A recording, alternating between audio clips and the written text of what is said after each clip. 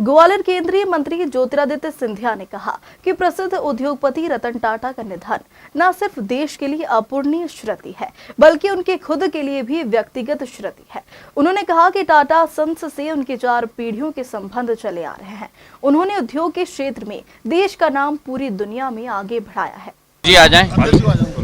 आज 6 दिन के दौरे मैं निकला हूँ। हमने राजस्थान की सीमा से शुरू की, जौरा केलारस करते हुए इटावा तक करीब पहुंच गए। पूरे भिंड की दौरा की, ग्वालियर का दौरा रहा, गुना, अशोकनगर, शिवपुरी का दौरा रहा, भोपाल से दिल्ली प्रस्थान हुआ। कल कैबिनेट की बैठक सुबह थी और काउंसिल ऑफ मिनिस्टर्स की बैठक 4.5 घंटे शाम को चली और आज दोबारा ग्वालियर में मैं वापस आया हूँ। बहुत बड़ी क्षति देश में हुई है। एक ऐसे भारत के सपूत भारत माता ने खोया है, जिस सपूत ने अपने दृढ़ता के साथ, अपने संकल्प के साथ, अपनी क्षमता के साथ केवल टाटा समूह का नाम विश्व भर में अंकित नहीं किया, लेकिन भारत के तिरंगे को भी विश्व भर में अंकित किया। रतन टाटा जी वास्तविक तौर में एक टाइटन थे और बहुत कम लोगों में ये क्षमता होती है रिस्क लेने की और पूर्ण दृढ़ इच्छा शक्ति और संकल्प के साथ वो रिस्क लेने की। और शायद ये क्षमता उनको अपने खून और विरासत में मिली है, क्योंकि यही क्षमता सर जमशेद जी टाटा का था जब उन्होंने टाटा स्टील को स्थापित की। और उस समय में माधव महाराज के साथ उनका संबंध बना। जब टाटा स्टील के स्थापना में माधव महाराज ने भी अपना योगदान किया और यही क्षमता उनके पुत्र JRD टाटा जी में थी। जब आज़ादी के पहले उन्होंने 1942 में एयर इंडिया की शुरुआत की और मेरे आजोबा जीवाजीराव महाराज का संबंध उनके साथ रहा जब आज़ादी के पहले एयर इंडिया को ग्वालियर में भी लेके आए।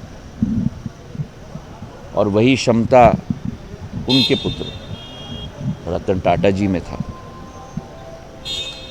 जिन्होंने टेटली का एक्विजिशन किया इंग्लैंड में। टाटा टेटली कंपनी बनी। कोरस का एक्विजिशन किया इस्पात के क्षेत्र में टाटा स्टील के द्वारा। टाटा नैनो का प्रोजेक्ट, मतलब आम आदमी के लिए सस्ती गाड़ी बन पाए देश के अंदर, किसी और की कल्पना नहीं हो सकती थी। प्लांट लगाया, उसका उत्पादन किया और फिर जैगुआर लैंड रोवर का भी एक्विजिशन उनके कार्यकाल में हुआ।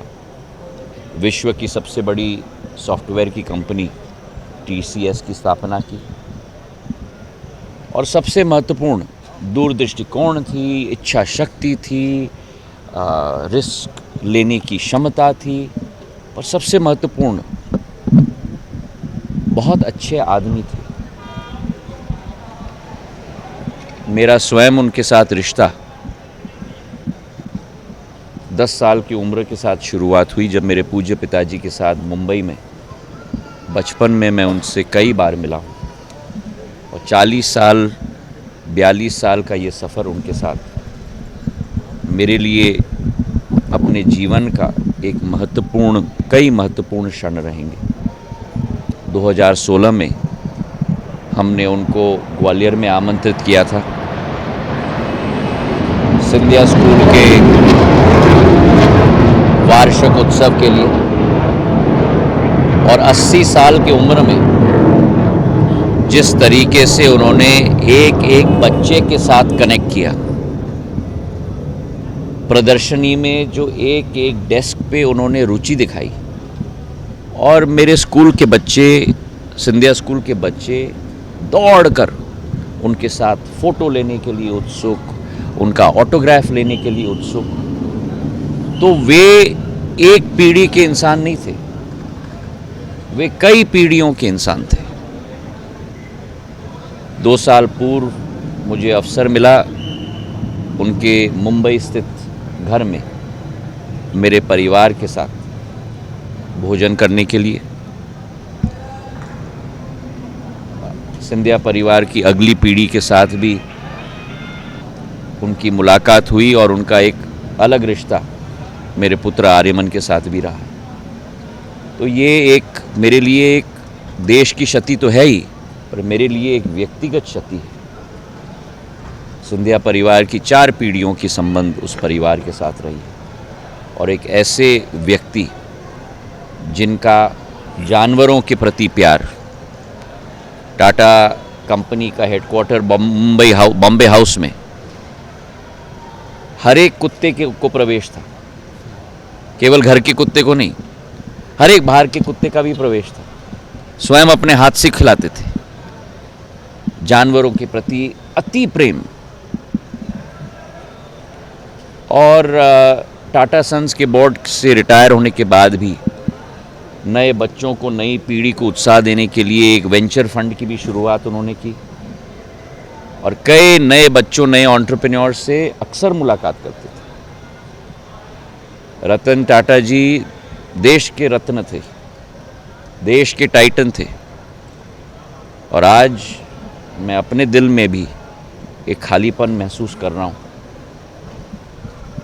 मैं अभी प्लेन में देख रहा था मेरे फ़ोन पे उनका फ़ोन नंबर, और अब उनको दोबारा मैं कभी भी फ़ोन नहीं कर पाऊँगा।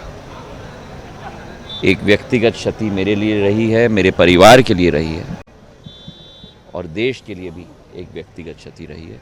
भगवान उनको अपने दरबार में सबसे उच्च स्थान दे और उनकी आत्मा को शांति प्राप्त हो।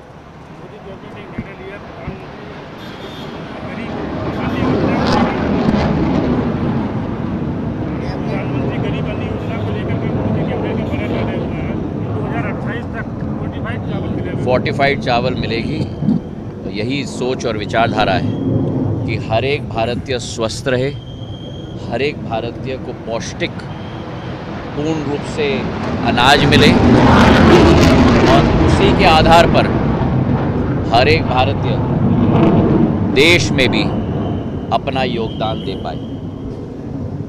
यही सोच प्रधानमंत्री जी की है, और भारत सरकार हर एक भारतीय को विकसित भारत के योगदान में अपना पूर्ण आहुति देने के लिए, सक्षम कराने के लिए कटिबद्ध है। बहुत बहुत धन्यवाद। लाडली बहना योजना को लेकर संजय राउत ने जो टिप्पणी की, किस तरह देखते हैं? बंद क्या टिप्पणी की? लाडली बहना बंद। मैं तो निवेदन करूंगा कि मेरी मध्य प्रदेश की 1,42,00,000 लाडली बहना मुंह तोड़ जवाब संजय राउत जी को दे। जो योजना मध्य प्रदेश सरकार ने, भारतीय जनता पार्टी की सरकार ने, हमारे मुख्यमंत्री मोहन यादव जी ने एक एक महिला को सशक्त बनाने के लिए शुरू की है। जो लोग अज्ञान हों, जो लोग स्वयं अपने ज़िंदगी में ना कुछ करते हैं ना कुछ करना चाहते हैं, आज जनहितैषी योजनाओं को इस तरीके से कलंकित कर रहे हैं। मैं तो चाहूँगा कि देश की महिलाएं इनको जवाब दें। महाराष्ट्र में भी लाडली बहन योजना की शुरुआत हो चुकी है, 4 किस्त पहुंच चुके हैं। एक एक बहना को महाराष्ट्र में भी सशक्त बनाया जा रहा है।